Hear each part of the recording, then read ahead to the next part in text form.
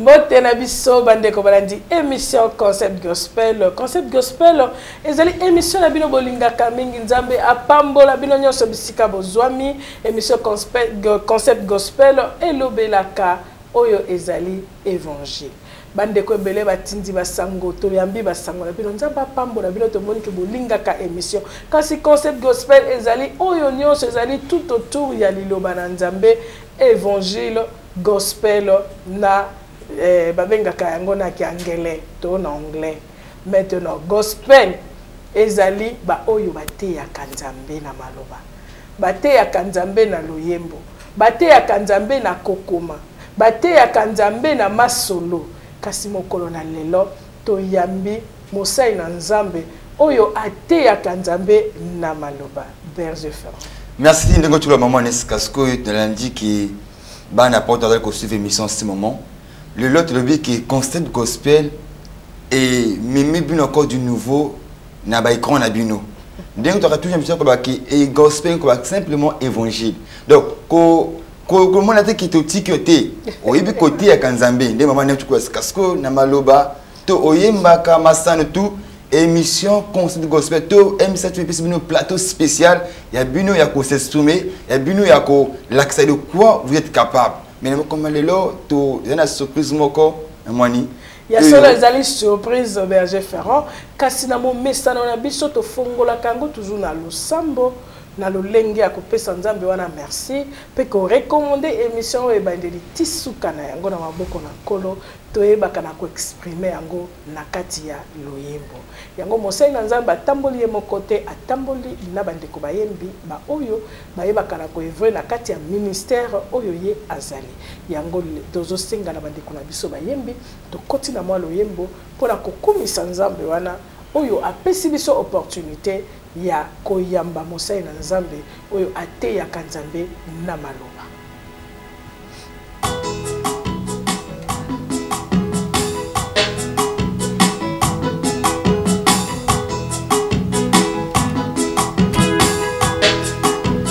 Dans ton sanctuaire, dans ta majesté, je vis mon vrai bonheur.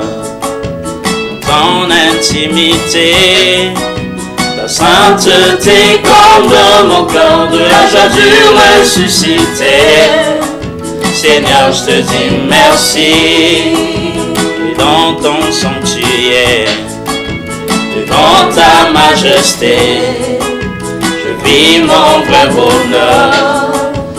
Ton intimité, la sainteté comble mon cœur de la joie du ressuscité. Seigneur, je te dis merci.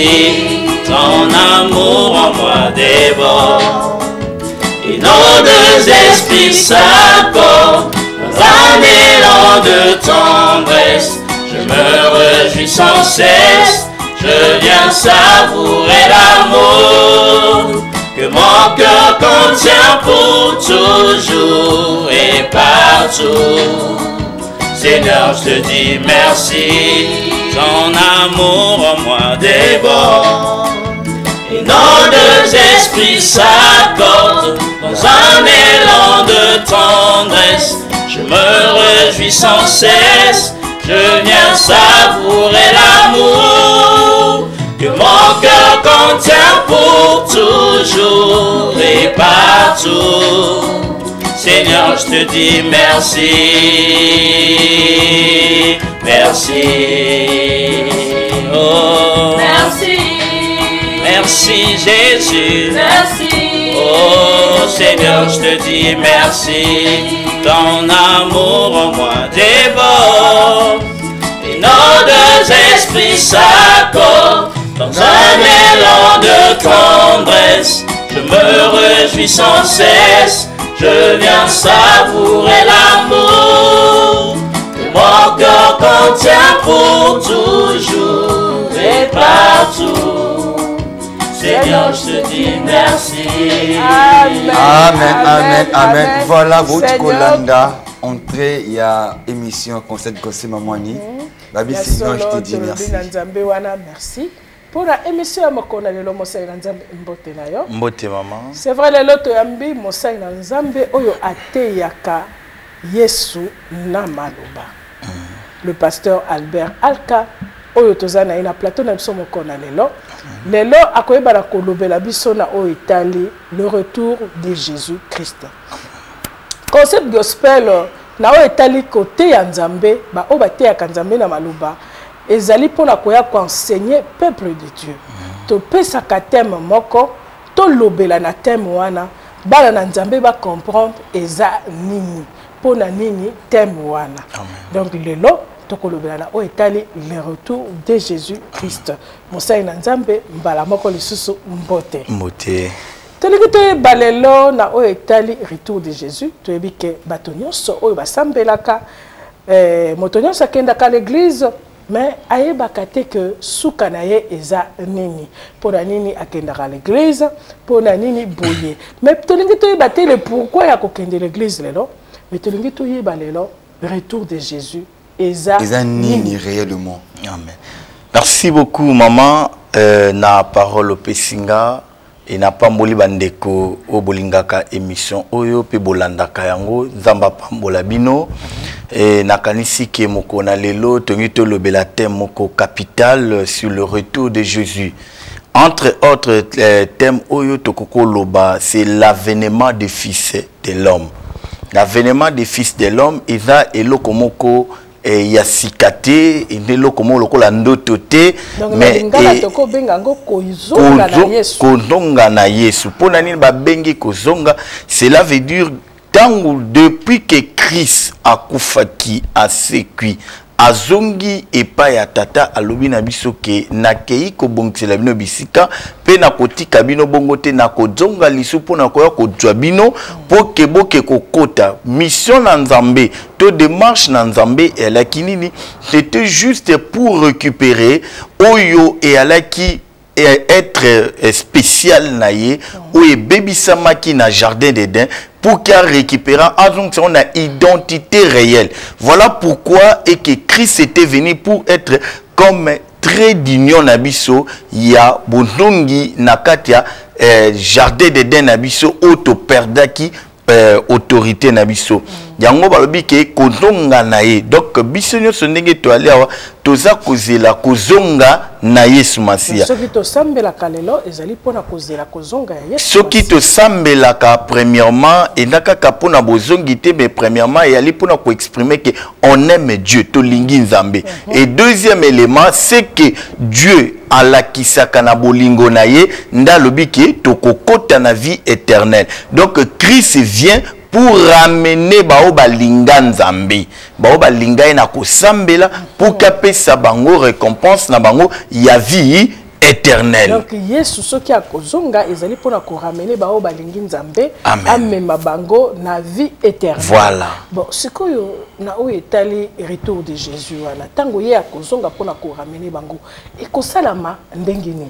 Merci ekosalama ndenge nini nakanisi toto répondre mbangu ekosalama ndenge nini na ngaki nanu to comprendre pourquoi nanu événement ngo to comprendre nanu tina nini ya événement le retour de Jésus parce que et dans la confusion moko dans ma casse monde et doit comprendre te ou bana na nzambe ba doit comprendre te nini yango toto leka ou bien to loba nini météo spirituel météo biblique et non la kisabiso nini to moni na mokili to komi na période nini to moni na mokili soki to moni météo apesi biso ambiance na ye to apesi o ya remarqué motutu aeba ko s'aligner nango yango biso pe faut to ngato comprendre le monde a été créé monde est créé et pas na nzambe et le monde en réalité est en attente na yango.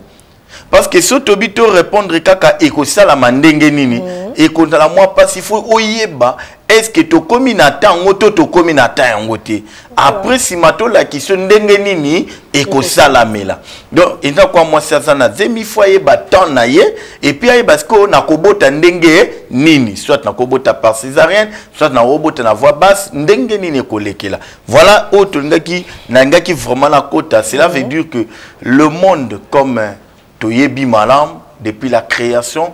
Bible le dit que le monde a été créé pendant 6 jours.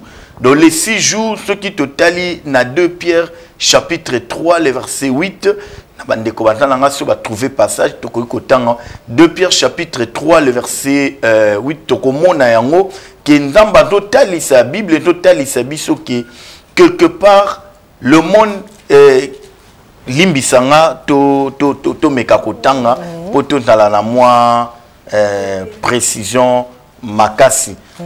2 Pierre chapitre 3 le verset 8. Lisons la parole de Dieu dans 2 Pierre 3 le verset 8. Je lis au nom du Seigneur. Nous rendons grâce à Dieu. Mais s'il y a une chose, bien aimée, que vous ne devez pas oublier, c'est qu'aux yeux du Seigneur, un jour est comme 1000 ans. Amen. Et 1000 ans sont comme un jour. Amen. Mais il est une chose, bien aimée, que vous ne devez pas ignorer, c'est qu'un jour est à l'okola 1000 ans et 1000 ans est à l'okola un jour. Donc ça veut dire quand Dieu a créé le monde pendant 6 jours, donc surtout qu'il y a une rubrique qui est mathématique, nous allons retrouver que Dieu avait créé le monde pendant 6000 ans. Donc ça veut dire que la vie n'est pas maman, il faut qu'elle vive pendant 6000 ans. Donc les 6 jours où Nzamba travaille. Mais Nzamba kangaki mabo connaître na kata travail na ya 6000 ans. Dieu avait scindé au moins dans 6000 ans dans 6 jours na 3 modules. Les 3 modules et là qui module il y a 2 jours, 2 jours, 2 jours. Donc à chaque module Dieu pouvait aussi se manifester na lolenge nae. Ça veut dire premier module au tonto benga module il y a 2 ans à libossi là qui temps mosianique. Le temps mosianique que nous parlons, c'est le temps où Dieu s'est manifesté. Dans la dispensation, il y a Dieu le Père. Ça veut dire, si vous voulez rencontrer Dieu au commun, il y a Dieu le Père, la dispensation à Dieu le Père. Là, l'église, elle a quitté mes banais qui dans la montagne. Il faut motomoko mata qui ne kokuta la nae à solo la nae. Wana le babengi Dieu le Père yemoko bonzamba to sala la musala nae. Alors après 2000 ans où le 2 jours elle a qui événement grave et salamaki oyo et poussaki ke et asanini et arrêté 2000 ans ou et pengla qui 2000 ans c'est ce que tolobaka bien que elle a qui déluge l'événement grave. Où elle a qui monnaie, où elle a qui remarquable et touchant, c'était déluge. Et tant déluge et salami, et épinglé étape il y a 2000 ans, to côté qu'on a 2000 ans, aussi sous auto bengi temps messianique. Homme de Dieu, Olim Singana, Monique, aux alliés, vraiment, au coach, na katia, température, on a qui a sa partie déjà. Donc, tu as vu que pendant 6000 ans, ils en ont 3 parties. Donc, si je comprends bien que la première partie, il serait un moment de déluge. Donc, moment de déluge. Et ben, qui compte. Et ce qui est le ce que et banda qui na la création depuis la création jusqu'à un moment il y a déluge. Quand nous parlons ce n'est pas et s'arrêter quand il y a déluge mais l'événement où il est marqué temps au moment où il est c'est un événement donc l'événement grave est marqué qui temps et là qui déluge et tant où il s'arrêter nous le que tant où s'arrêter et situation ici non et pessibiso opportunité ya kokota na deuxième phase voilà. Na deuxième phase on a to bengi temps messianique. Temps messianique ça veut dire Dieu parmi nous, Dieu avec nous. Au babi que Isaïe a prophétisé, les prophètes ont parlé qu'il y aura un temps que moi nakobo tama alors Dieu apparaître maintenant la dispensation ya fils. Pour que Allah t'a maintenant Dieu le Père, Dieu le Fils. Na 2 temps où de 2000 encore où tu bénis comme 2 jours où il y a travail naie et elle a encore na temps où tout le monde est épinglé qui période wana et elle a qui ni événement mon kaki c'était la crucifixion. Donc ça veut dire kokufa na Yesu lisekwa na Yesu pe komata na ye. C'est cet événement wanande et kanga qui pour nous aussi ça le 2000 ans. Donc 2000 ans et l'équipe, cela veut dire c'est comme si les 4 jours déjà ici 4 jours comme 4000 ans où est l'équipe n'a Dieu le Père, Dieu le Fils. Maintenant, épée si bis opportunité, il y a recote en moni yesu tanga no mata ou bien na prédication na boba tanga ka Bible ya mingi ba moni ke na prédication Jésus azo lobelo comme capital alobi toko sambela kamikolo koya toko sambela rasu nzambe oyo na ba montagne te na ba synagogue te mais toko sambela nzambe akoya ko vanda na ndaku oye moko atongi oyo 1 Corinthiens chapitre 6 verset 17 ou bien verset 16 jusqu'à 17 et non le belabiso ne sachez-vous pas que vous êtes le temple de Dieu et que l'esprit de Dieu habite en vous. Donc ça veut dire Dieu, Jésus en est déjà la qui troisième phase.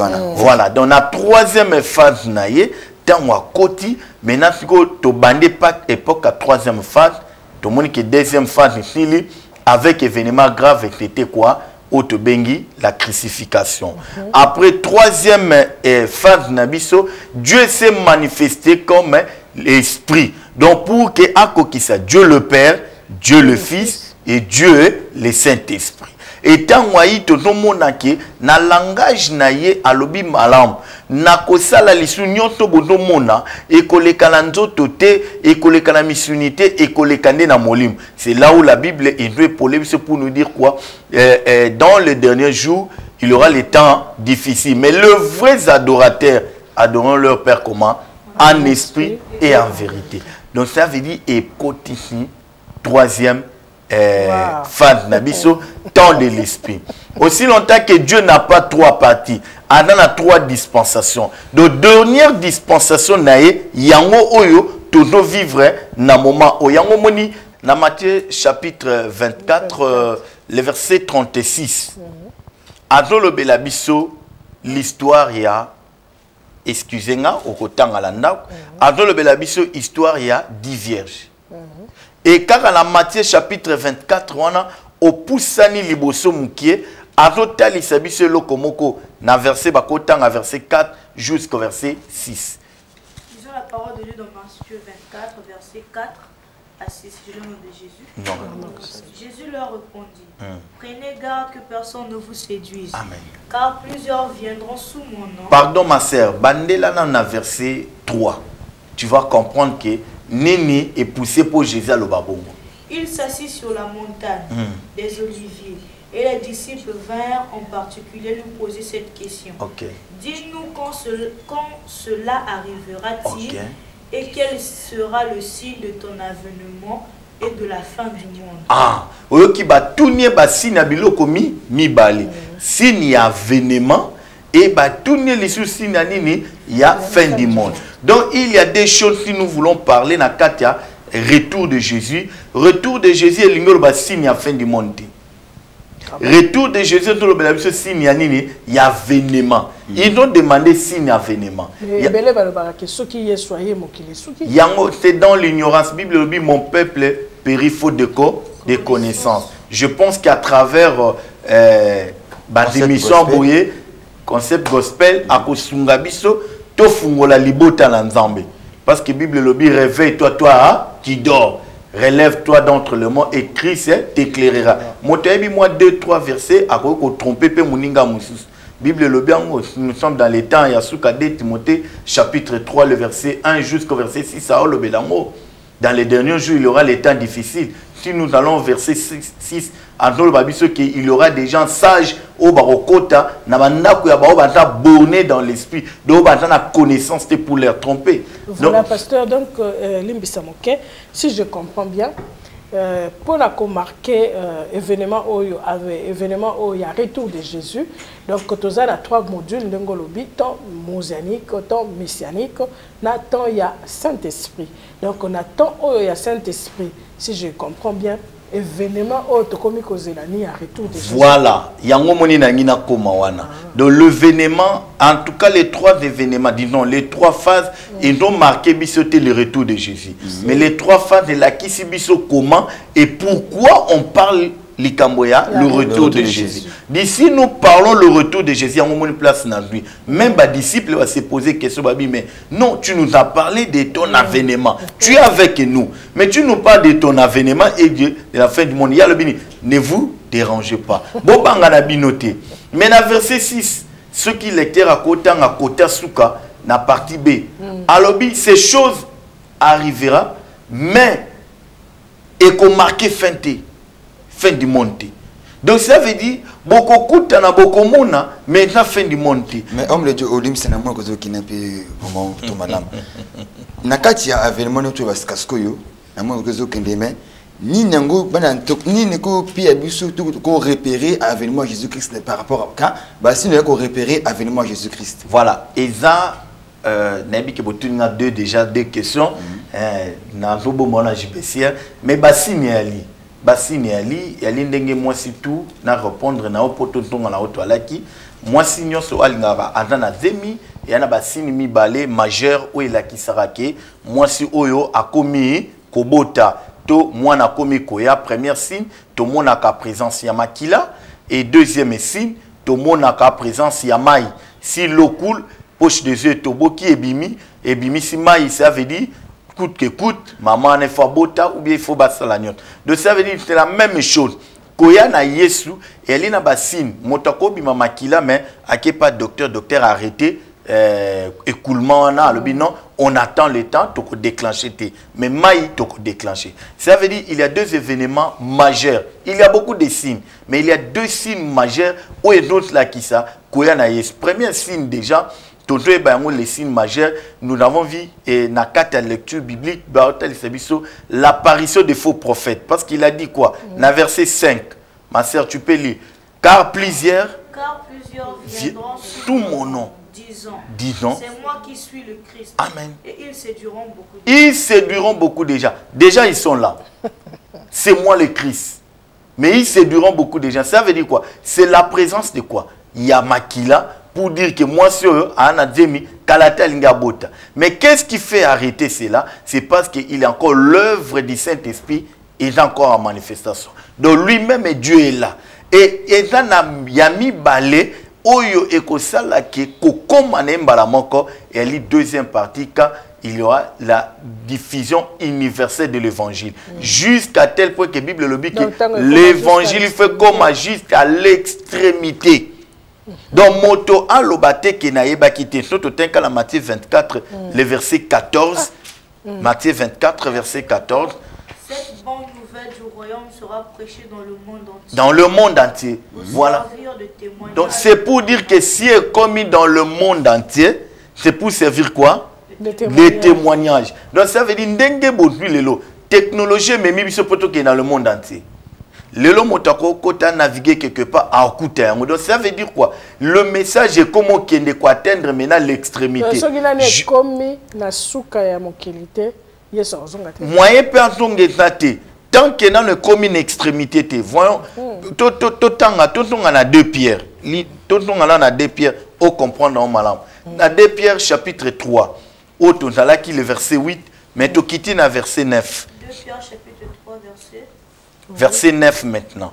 Le Seigneur ne tarde pas dans l'accomplissement de la promesse. Amen. Comme quelques-uns le croient. Ok. Mais il use de patience envers nous. Envers nous. Ne voulons pas qu'aucun ne périsse. Voilà. Mais nous voulons que tout arrive à la réponse. On peut si réponse nanga. Voilà. Parce que au PC déjà il y a nonani na tunité. Pour nangana no babo le but ce qui est comme extrémité de la terre akoya kananité. Donc ne kuna ngai na tuna mutako sala na ye lisumu ndenga lingi ako yiba nene lingi azo zela ka yango moni verset oyo to koepole yango verset oyo to koepole nango na eloko moko. Eloko nini to koepole nango verset oyo. Cela veut dire le retour de Jésus. Tant où tonton lobelango deux to côté na phase ya Saint-Esprit. L'esprit de Dieu ndena dungisko place to alaki. L'esprit de Dieu a bandi Moussala nae. Phase à 2000 ans et si là qui depuis 2000 ans passé. Parce que toi là il y a un langage à Roloban. Depuis 2000 ans Satan tu as été vaincu sur la croix. Depuis 2000 ans. Pourquoi? Parce que toi là il y a une période il y a Saint-Esprit. Le 2000 ans et si là qui a un moniteur comment qui vers période il y a 2000 ans au moni babar nyon c'est kangaki. Batebele bakima qui va le biquer et commis fin du monde. Donc cela veut dire quoi? Bato bakota qui n'a pas écriture. bato bakotaki na kati ya mozindo ya liloba bacomprenait balobi chaque événement et plutôt chaque module à 2000 ans elle a qui na événement grave bandako salam. Alors l'événement qu'on attend maintenant et elle est le retour de Jésus pour venir prendre son église. Donc selon dengue toto mona module oyo ekosi là na 2000 ans oyo. Alors le qu'on est comprendre fin c'est que Jésus va venir.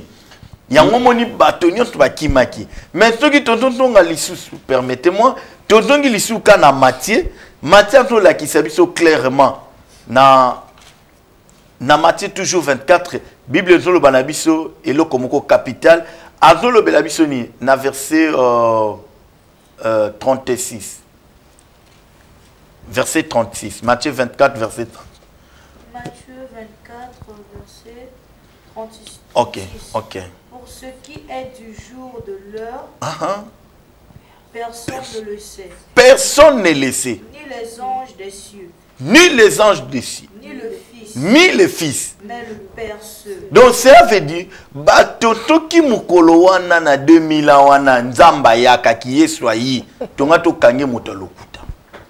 Parole ne pe na kanga. Ke bobongama akomo yaka mokile komo suka donc ezalaki na kati akokaki koya le même jour te parce que mototo s'est préparé. Akokaki koya te parce que quelque part balbi que il viendra comme qui comme un voleur. Est-ce que le voleur tangoya kalanda kwa mutu bayebaka? Le voleur tangoya kalanda kwa mutu amona kayete et personne ne se prépare que le voleur va me visiter aujourd'hui. Si on dit que Moïse se préparer. Donc il est pas le but je viendrai comme un voleur. Ton problème c'est quoi? C'est pour venir voir si réellement vous gardez moto à garder que parole n'est pas promesse naï. Donc akoya na tango moto azo s'attendre te. Non comme un voleur. Te akoya na mokolo moto azo s'attendre te. Ça c'est encore trop dur. Mais akoya na mokolo oyo. Non akoya na mokolo oyo ye moko sepeli. Cela veut dire yo il faut zelaye. Ce que homme de Dieu, faut yo dire là. Parce que banani yango moto ako vivre enlèvement. Banani yango bazala ba candidat à enlèvement wana. Oko vivre ba candidat à enlèvement. Te ko répondre. Mais oko vivre surtout le kola Matthieu chapitre 25 na parabole na biso où il y a 10 vierges. Les 10 vierges banda ko zela mobile. Mais mobile a payé bango RT. Mon bal alobaki nazoya. Aujourd'hui na rozala na bino. Le grand problème est que ayebi kanoya. L'heure est donc concernée. Mais là yo moi si zela eka. Tes questions, il y a que comprendre que le retour de Jésus est épinglé ou bien l'événement, il y a Christ est épinglé par prudence et puis vigilance. Il faut être vigilant et être aussi prudent. Donc bato nyonso o bato zela Yesu. Banta bato ata prudent et banta bato bata vigilant. Yango moni alobi na bango qui na verset 24 et chapitre 24 le verset 4 à répondre bango alobi na bango nini que personne ne vous séduise. Donc motote a trompé bino. Motote a kosa bino. Motote a trompé ala lisayo pongi. Donc ba oyo bado zela et ali ba o bandana Yesu. Nenge Jean alobi na biso Jean chapitre 12 le verset 1 à tous ceux qui l'ont récit à tous ceux qui croient à son nom, il les a donné le pouvoir de devenir enfants de Dieu. Jésus ne vient pas prendre. L'avènement, ce n'est pas prévu pour créatures Yanzambé. Non. C'est pour les enfants de Dieu. Ah, pasteur. Donc je crois que elili moko oyo ekosepelisa biso nyonso nde tokozonga siko na likambo uti kolobake azoya kozwa créature te po o expliquer biso yango malamu tozongi na ina simatala tala epa ya Franck Bipe Gislain Sunda.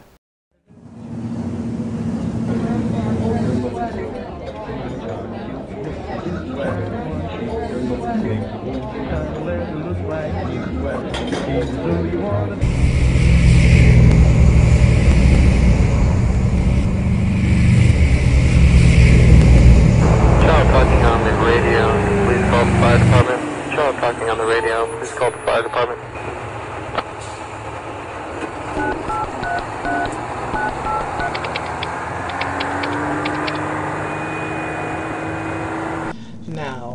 as we bring out our new product for this fall season, we are anticipating a 90% jump.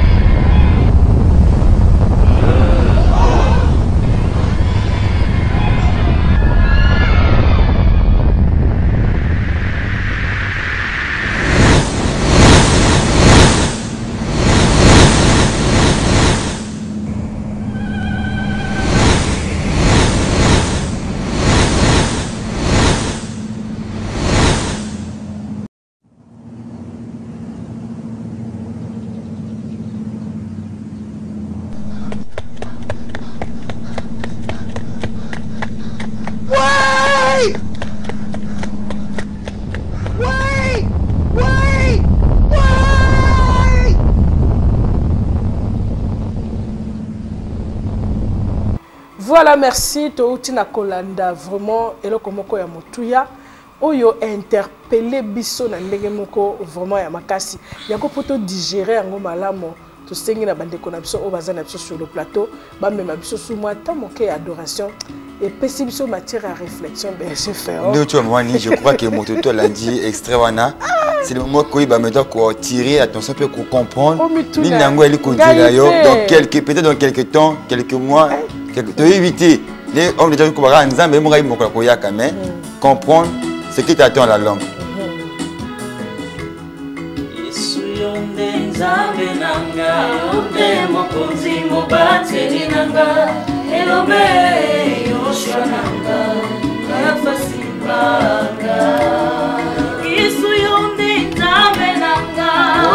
Mokonzi mobateli nanga elombe yoshananga papa simbanga yofongole linga mokonzi yango kingokanga elombe yoshananga papa simbanga yofonganga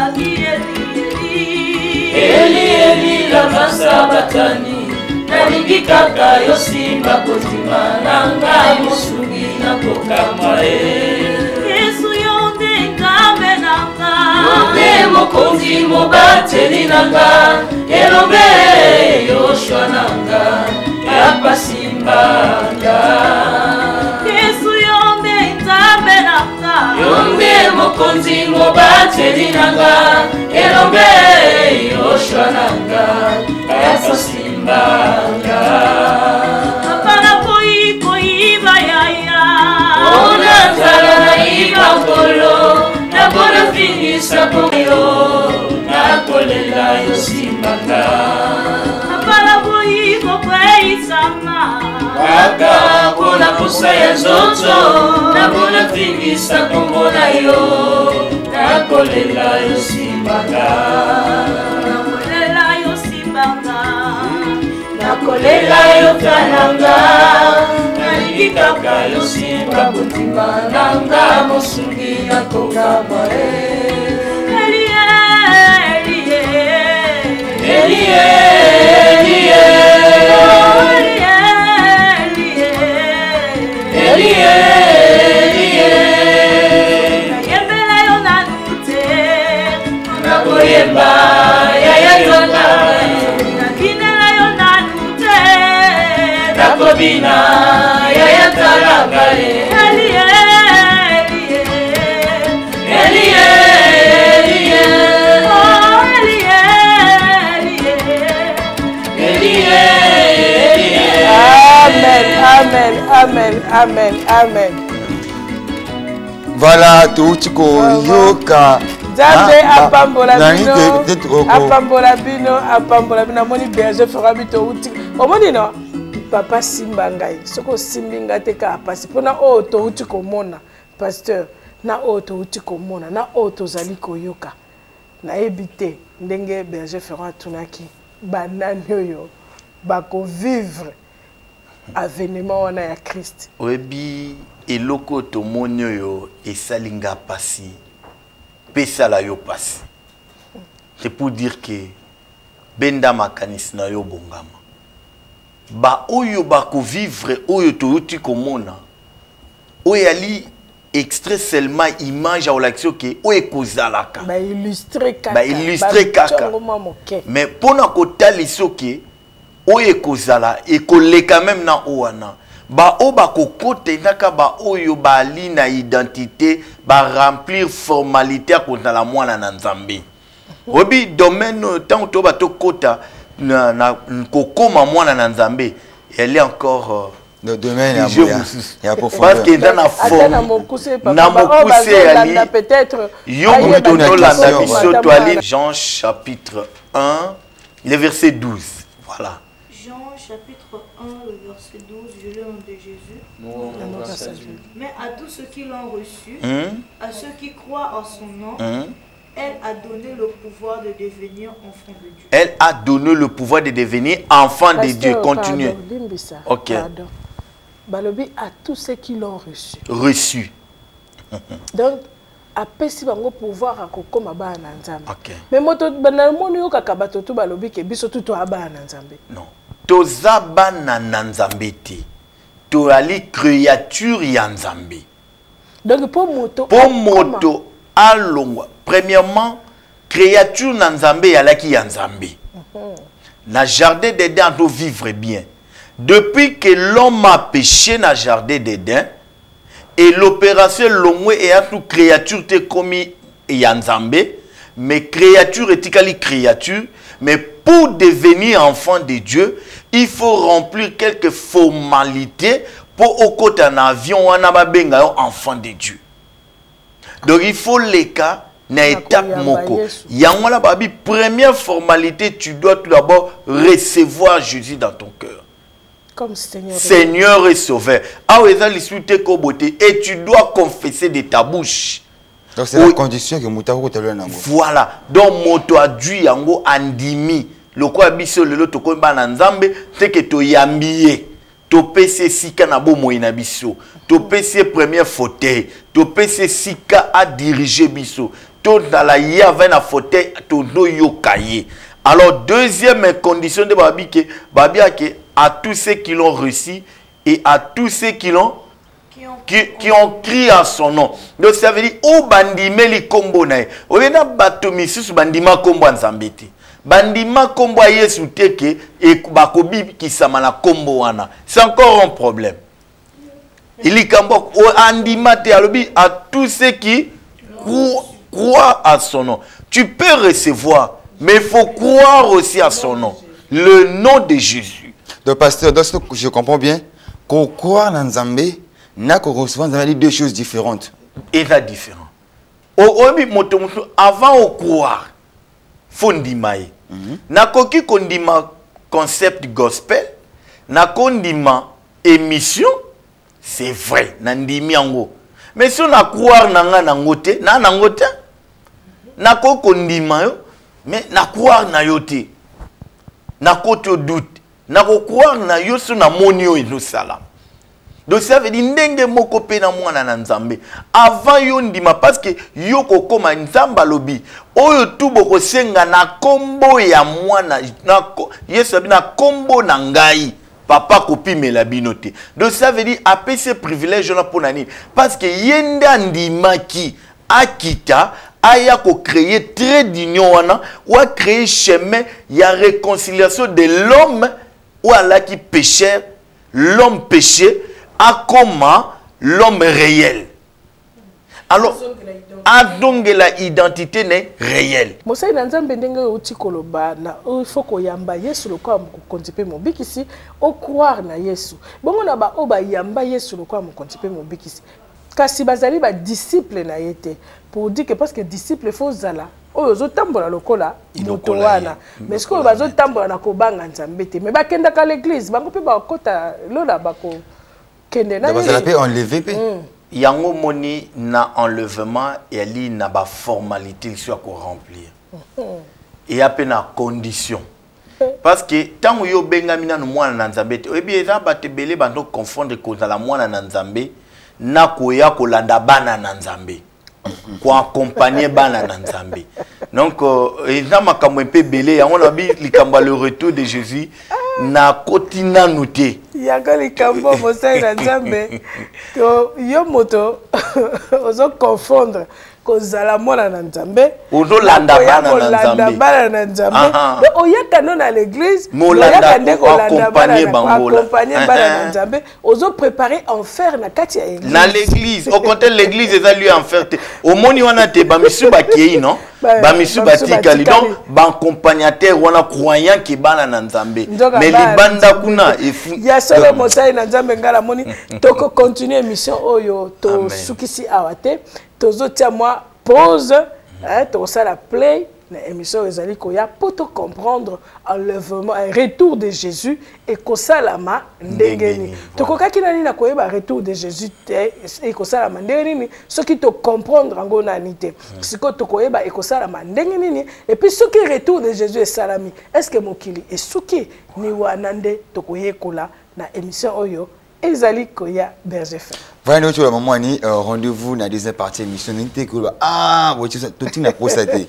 Ça veut dire que toko zonga pour ko développer peu suite na ngopé na quatre émission toujours concept gospel, ça la fixer na émission au quoi apprendre beaucoup sur l'arrivée de Jésus-Christ et qu'est-ce qu'il y a après l'enlèvement. Que Dieu nous bénisse. Amen. Que Dieu nous bénisse to comme vraiment na suka ya émission na biso kasi biso to kawanaka bongote vraiment lelo eza un peu extraordinaire poto yambi moto oyo ate ya kanzambe na maloba akoyeba na kobondela pona bino nyoso ba ebolandi émission oyo pe na sima toko kabwana na loyembo. Éternel Dieu de gloire, te pécio merci na onyo salandi émission oyo laisse que kolo moment à se préparer pour na kokutana yo parce que tu as dit dans ta parole olingi komona liwa na moto na masumute olingi moto nyonso a changer laisse qu'à travers message op enseignement o ndeko ya ta toucher ayambayo akoma réellement mwana na nzambe enfin que o endaki par et o endaki ya désordre o elaki ya mabe na vie na elongwa alanda nzela na yo pe akota na bokonzi na yo atangama moko o ali citoyen céleste pour na gloire na yo na kombo kitoko kombo na Christ Jésus to pambolio parce que nzambe na biso oyo ko sa biso grâce to kuta na kwa mikolo koya na kombo na Christ nde to bonde to lobi amen amen.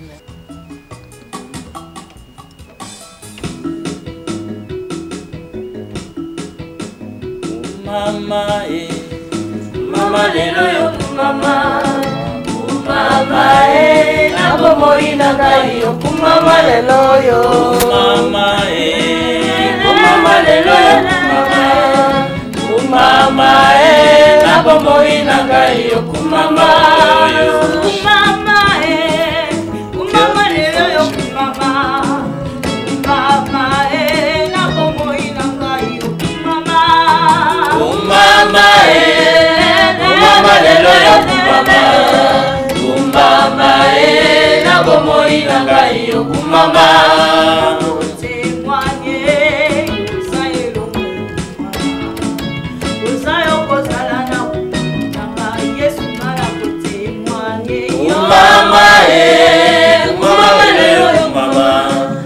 mama na bomo ina ngai yo mama